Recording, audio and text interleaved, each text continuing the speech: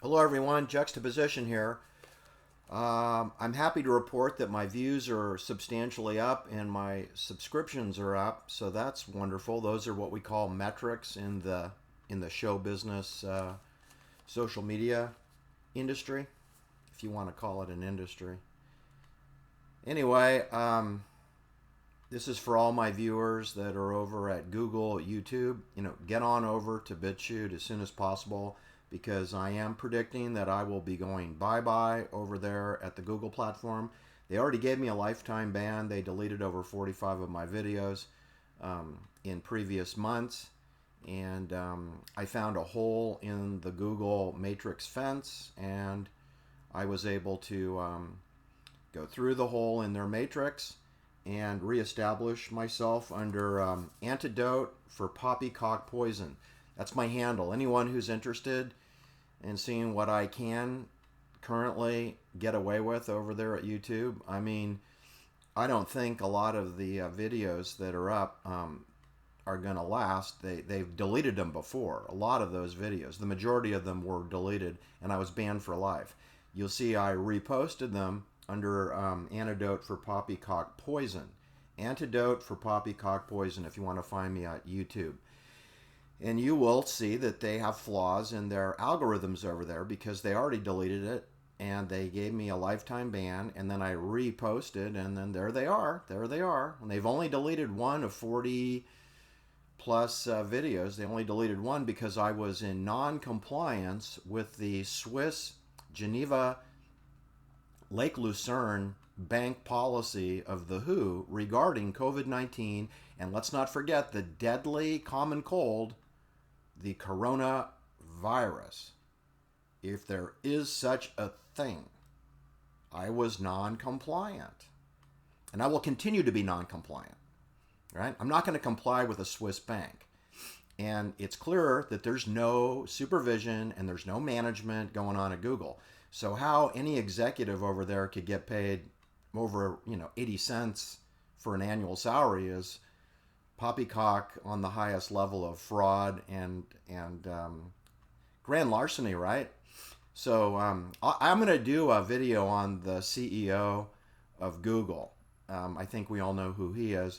Anyway, he should be paid a grand total of negative wages because he's not participating in any management decisions over there. I've been to a dinner with a bunch of executives from Google pre-COVID operation, and I was astonished with the cult-like, get along by going along behavior that I witnessed at a very upscale dinner party in a private home over there, in Spooksville, USA, in close proximity to Stanford University. I had a dinner.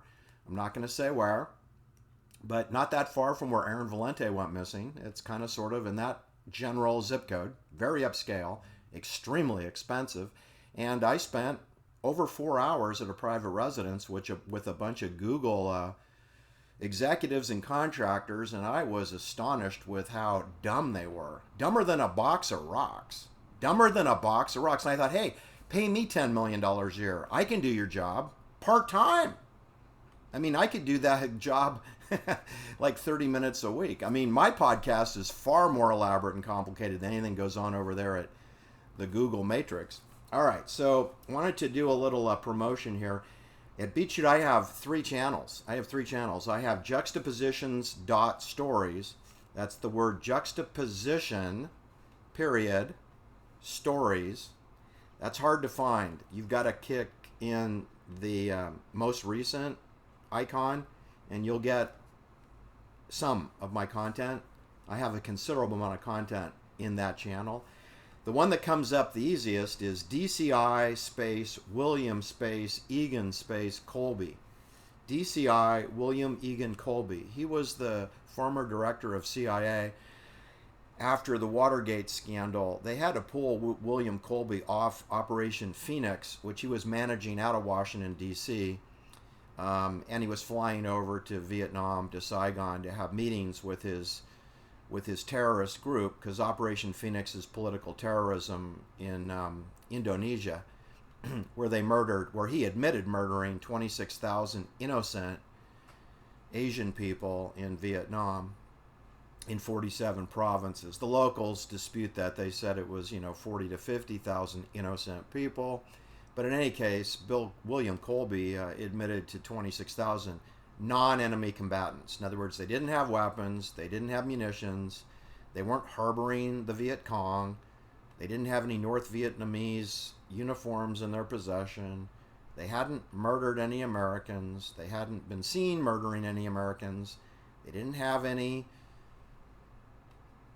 particular things going for them other than they were a victim of an IBM system of accounting and a quota-driven CIA Operation Phoenix system, which was kicked off more or less around the My Lai massacre on March 16th, 1968. Anyway, William Eagan Colby was pulled off that in around 1973, late 72, 73, I think, and put in charge of the Watergate dismissal discussion on the media. Just, you see, if you stop talking about things, they go away. You stop talking about COVID, COVID goes away. You stop talking about the Ukrainian war, it goes away. You stop talking about Watergate, what Watergate? I don't know what you're talking about. Stop talking about the Bay of Pigs invasion, it goes away. You stop talking about the lone gunman in the book depository, it goes away. That's how you make stories go away. They never get resolved, they just go away. That's what will be happening with the Paul Francis Pelosi Poppycock hammer story. It's just going to go away. Just like his DUI drunk driving is going away. I'm going to do a video on an update on that next. So look for that. It's coming today. It's been 1 week. 1 week since the infamous hammer attack in Pacific Heights, San Francisco, a well-known CIA neighborhood.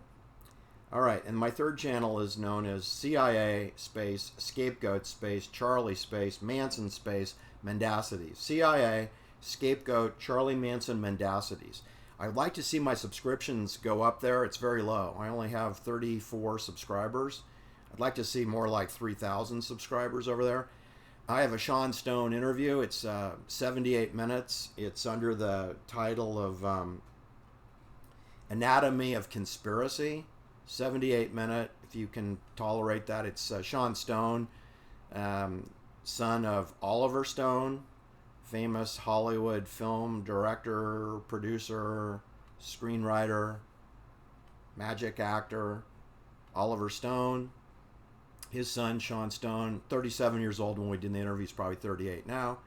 And it's under CIA Scapegoat Charlie Manson Mendacities. You can only find that at BitChute under CIA Scapegoat Charlie Manson Mendacities. At Antidote to Poppycock, I probably got about 45 videos there. I don't know how much longer they're going to last, so get on over to BitChute, people, and sign up under all three channels. Juxtaposition.stories, DCI William Eagan Colby, or CIA Scapegoat Charlie Manson Mendacities. I urge you to do that sooner rather than later, because my days are numbered over there at the Poppycock Mendacity platform, because eventually they'll plug the leak in their dam. But that's the good news, people, is that the minister of Poppycock, which is the media, which includes Google, which is in the publishing business, they publish Poppycock. They do that by deleting people that are experienced. You notice there's no medical doctors talking over there at YouTube. That's because they'll lose their license and or their income at Medicare, because they cannot deviate from the policies of the WHO, a Swiss bank, and they cannot deviate from the policies of Medicare, which is a social engineering program supervised by the CIA, invisible hand, to control nurses, hospital administrators, and medical doctors. So just know that when you're talking to your medical doctor about your health, the only recommendations that you're going to hear about are the ones that Medicare approves of and will pay reimbursement cash to the doctor.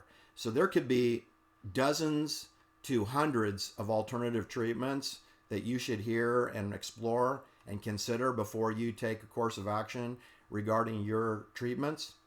But you're never going to hear that from a Medicare reimbursed doctor because, see, A, they won't get paid, and B, they possibly have their license suspended and go bye-bye. You know, like William Eagan Colby went bye-bye. Like Aaron Valente went bye-bye. Like Sharon Tate went bye-bye. Like Paul Pelosi's going to go bye-bye eventually someday, right? Like Paul Pelosi's older brother, David John Pelosi, he went bye-bye at age 19 in a vehicular manslaughter car crash that was written up as a, oh well, somebody crashed their car at 2:40 a.m. in the morning, and I guess a neck brace killed the 19-year-old boy, David John Pelosi. Poppycock. All right, that's my commercial. Please sign up. Please help me and emphasize the BitChute portion, because the other portion is going to be temporary. I had 36,000 views, and I had almost 500 subscribers that all got deleted over there. So that's going to happen again, because the more views you get, and I'm over 7,000 views now under my new antidote for poppycock poison, that means that the clock is ticking and it's going to get deleted, because they got a metric when I punch through, I think 20, 30,000, that they'll put adult supervision on me and then I'm gone. So I'm only on borrowed time over there. That's my point. Thanks for listening. Please hit the like and subscribe. Take care.